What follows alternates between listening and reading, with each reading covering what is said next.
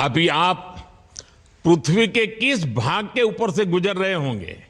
जी प्रधानमंत्री जी, इस समय तो मेरे पास ये इंफॉर्मेशन उपलब्ध नहीं है, लेकिन थोड़ी देर पहले मैं खिड़की से, विंडो से बाहर देख रहा था, तो हम लोग हवाई के ऊपर से गुजर रहे थे। अच्छा। और हम दिन में 16 बार परिक्रमा करते हैं, 16 सूर्योदय और 16 संन्यास, सनराइज और सनसेट हम देखते हैं ऑर्बिट से। और बहुत ही अचंभित कर देने वाला ये पूरा प्रोसेस है। इस परिक्रमा में, इस तेज गति में, जिस हम इस समय करीब 28,000 किलोमीटर प्रति घंटे की रफ्तार से चल रहे हैं आपसे बात करते वक्त, और ये गति पता नहीं चलती क्योंकि हम तो अंदर हैं, लेकिन कहीं ना कहीं ये गति जरूर दिखाती है कि हमारा देश कितनी गति से आगे बढ़ रहा है इस समय, कि हम यहाँ पहुंचे हैं और अब यहाँ से और आगे जाना है। अच्छा शुभ, अंतरिक्ष की विशालता देखकर सबसे पहला विचार क्या आया आपको? प्रधानमंत्री जी, सच में बोलो तो जब पहली बार हम लोग ऑर्बिट में पहुंचे, अंतरिक्ष में पहुंचे, तो पहला जो व्यू था वो पृथ्वी का था। और पृथ्वी को बाहर से देख के जो पहला ख्याल और पहला जो थॉट मन में आया वो ये था कि पृथ्वी बिल्कुल एक दिखती है। मतलब बाहर से कोई सीमा रेखा नहीं दिखाई देती, कोई बॉर्डर नहीं दिखाई देता। और दूसरी चीज जो बहुत नोटिसेबल थी, जब पहली बार भारत को देखा, तो हम मैप पे पढ़ते हैं भारत को, हम देखते हैं बाकी देशों का आकार कितना बड़ा है, हमारा आकार कैसा है, वो मैप पे देखते हैं, लेकिन वो सही नहीं होता क्योंकि वो एक हम 3D ऑब्जेक्ट को 2D यानी पेपर पे हम उतारते हैं। भारत सच में बहुत भव्य दिखता है, बहुत बड़ा दिखता है, जितना हम मैप पे देखते हैं उससे कहीं ज्यादा बड़ा। और जो वननेस की फीलिंग है, पृथ्वी की वननेस की फीलिंग है, जो हमारा भी मोटो है कि अनेकता में एकता, वो बिल्कुल उसका महत्व ऐसा समझ में आता है बाहर से देखने में कि लगता है कि कोई बॉर्डर एग्जिस्ट ही नहीं करता, कोई राज्य नहीं एग्जिस्ट करता, कंट्रीज नहीं एग्जिस्ट करती। फाइनली हम सब ह्यूमैनिटी का पार्ट है और अर्थ हमारा एक घर है और हम सब के सब उसके सिटीजन्स हैं। शुभांशु, स्पेस स्टेशन पर जाने वाले आप पहले भारतीय हैं। आपने जबरदस्त मेहनत की है, लंबी ट्रेनिंग करके गए हैं। अब आप रियल सिचुएशन में है, सच में अंतरिक्ष में है। वहां की परिस्थितियां कितनी अलग हैं, कैसे एडप्ट कर रहे हैं?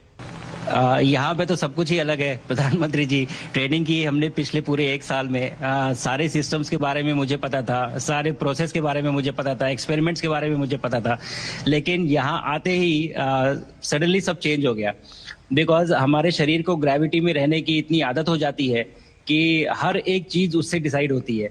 पर यहाँ आने के बाद चूंकि ग्रेविटी, माइक्रो ग्रेविटी है, एब्सेंट है, तो छोटी छोटी चीजें भी बहुत मुश्किल हो जाती हैं। अभी आपसे बात करते वक्त मैंने अपने पैरों को बांध रखा है, नहीं तो मैं ऊपर चला जाऊंगा। और माइक पे भी जैसे छोटी चीजें हैं, इसको छोड़ भी दूं तो भी ये ऐसे फ्लोट करता रहता है।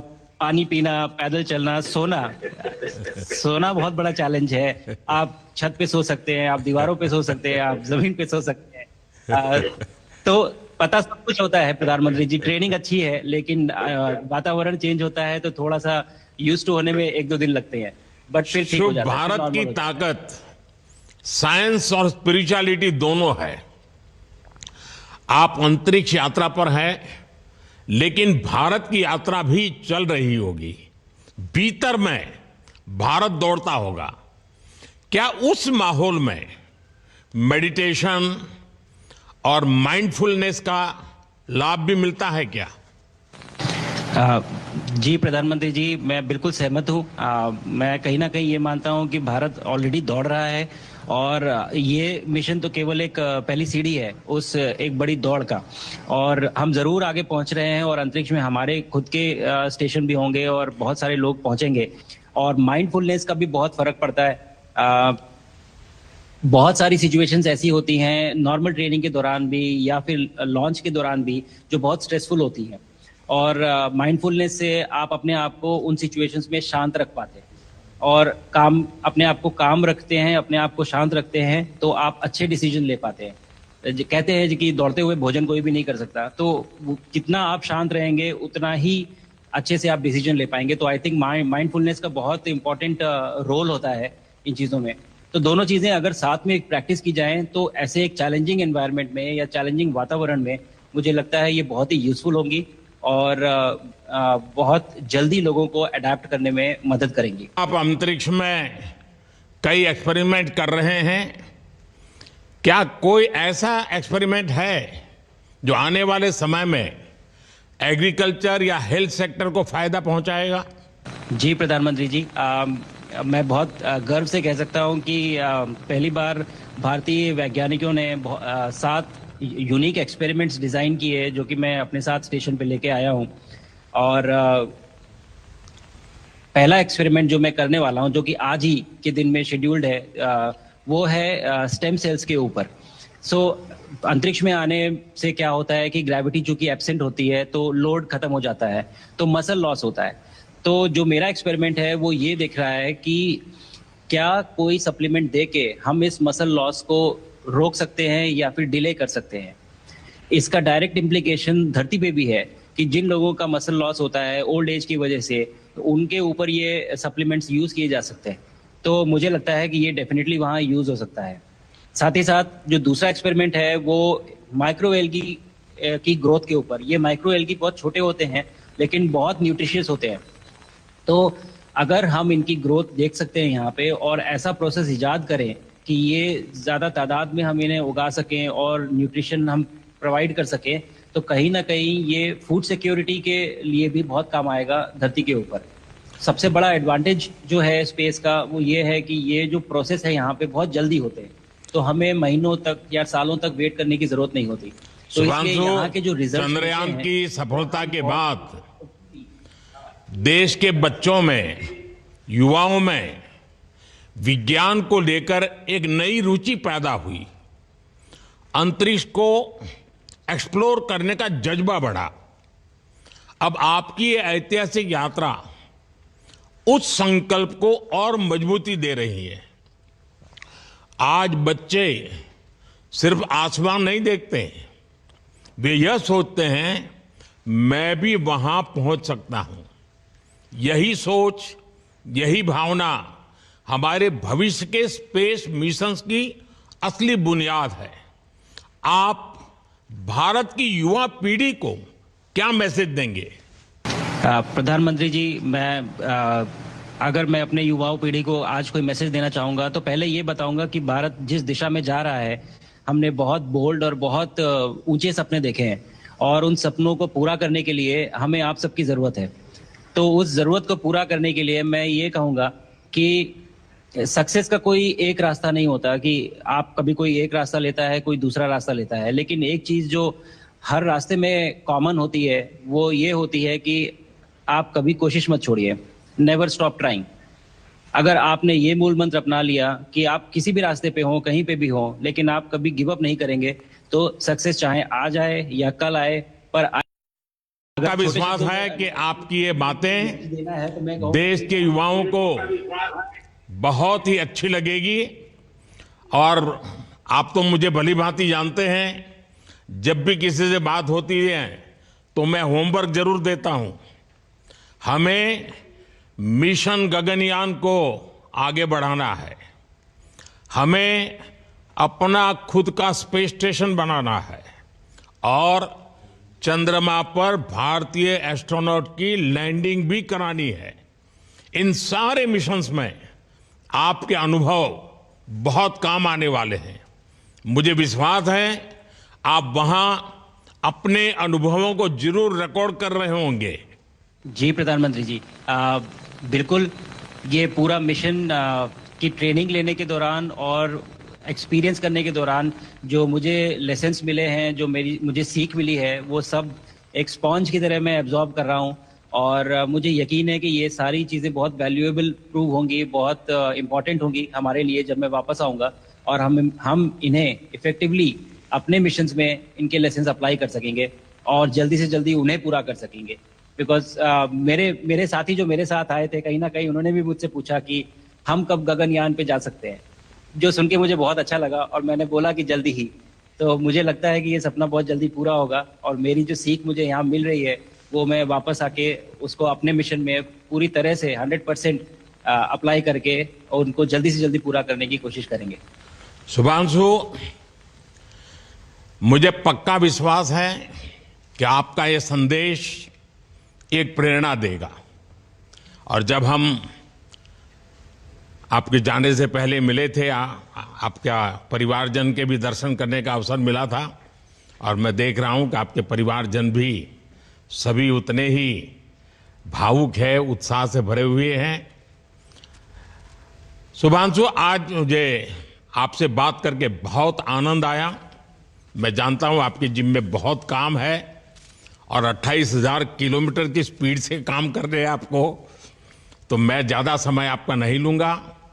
आज मैं विश्वास से कह सकता हूं कि ये भारत के गगनयान मिशन की सफलता का पहला अध्याय है। आपकी यह ऐतिहासिक यात्रा सिर्फ अंतरिक्ष तक सीमित नहीं है, यह हमारी विकसित भारत की यात्रा को तेज गति और नई मजबूती देगी। भारत दुनिया के लिए स्पेस की नई संभावनाओं के द्वार खोलने जा रहा है। अब भारत सिर्फ उड़ान नहीं भरेगा, भविष्य में नई उड़ानों के लिए मंच तैयार करेगा। मैं चाहता हूं, कुछ और भी सुनने की इच्छा है आपके मन में, क्योंकि मैं सवाल नहीं पूछना चाहता, आपके मन में जो भाव है अगर वो आप प्रकट करेंगे, देशवासी सुनेंगे, देश की युवा पीढ़ी सुनेगी, तो मैं भी खुद बहुत आतुर हूं कुछ और बातें आपसे सुनने के लिए। धन्यवाद प्रधानमंत्री जी। यहाँ ये पूरी जर्नी जो है, ये अंतरिक्ष तक आने की और यहाँ ट्रेनिंग की और यहाँ तक पहुँचने की, इसमें बहुत कुछ सीखा है प्रधानमंत्री जी मैंने। लेकिन यहाँ पहुँचने के बाद मुझे पर्सनल एकम्प्लिशमेंट तो एक है ही, लेकिन कहीं ना कहीं मुझे ये लगता है कि ये हमारे देश के लिए एक बहुत बड़ा कलेक्टिव अचीवमेंट है। और मैं हर एक बच्चे को जो ये देख रहा है, हर एक युवा को जो ये देख रहा है, एक मैसेज देना चाहता हूँ, और वो ये है कि अगर आप कोशिश करते हैं और आप अपना भविष्य बनाते हैं अच्छे से, तो आपका भविष्य अच्छा बनेगा और हमारे देश का भविष्य अच्छा बनेगा। और केवल एक बात अपने मन में रखिए, that sky is never the limit, ना आपके लिए, ना मेरे लिए और ना भारत के लिए। और ये बात हमेशा अगर आपने मन में रखी तो आप आगे बढ़ेंगे, आप अपना भविष्य उजागर करेंगे और आप हमारे देश का भविष्य उजागर करेंगे। और बस मेरा यही मैसेज है प्रधानमंत्री जी। और मैं बहुत ही भावुक और बहुत ही खुश हूं कि मुझे मौका मिला आज आपसे बात करने का और आपके थ्रू 140 करोड़ देशवासियों से बात करने का। जो ये देख पा रहे हैं, ये जो तिरंगा आप मेरे पीछे देख रहे हैं, ये यहाँ नहीं था। आज कल के पहले जब मैं यहाँ पे आया हूँ, तब हमने ये यहाँ पे पहली बार लगाया है। तो ये बहुत भावुक करता है मुझे और बहुत अच्छा लगता है देख के कि भारत आज इंटरनेशनल स्पेस स्टेशन पहुंच चुका है। शुभांशु, मैं आपको और आपके सभी साथियों को आपके मिशन की सफलता के लिए बहुत बहुत शुभकामनाएं देता हूं। शुभांशु, हम सबको आपकी वापसी का इंतजार है। अपना ध्यान रखिए, मां भारती का सम्मान बढ़ाते रहिए। अनेक अनेक शुभकामनाएं, 140 करोड़ देशवासियों की शुभकामनाएं, और आपको इस कठोर परिश्रम करके इस ऊंचाई तक पहुंचने के लिए बहुत बहुत धन्यवाद देता हूं। भारत माता की जय। प्रेजेंटेड बाय पतंजलि शरबत एवं फ्रूट ड्रिंक। प्रचंड गर्मी से अपने परिवार को बचाएं।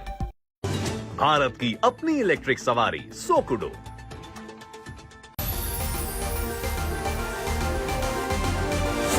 जंगल में गुलिस्तां के ये कुछ लजीज फरिश्ते जब साथ घुलें तो जी ललचाए और दिल कहे कि स्वाद की जुबान में खुद को ऐसे डुबाऊं कि निकल ना पाऊं। विमल की जुबान कुछ है ही ऐसी, मानते हैं? विमल, बोलो जुबान कैसी? Motorola Razr 60 dangerously cool. सेवा का संकल्प लिए हौसलों को बुलंद किए। जो अपने फर्ज पे जाते हैं वो डॉक्टर कहलाते हैं।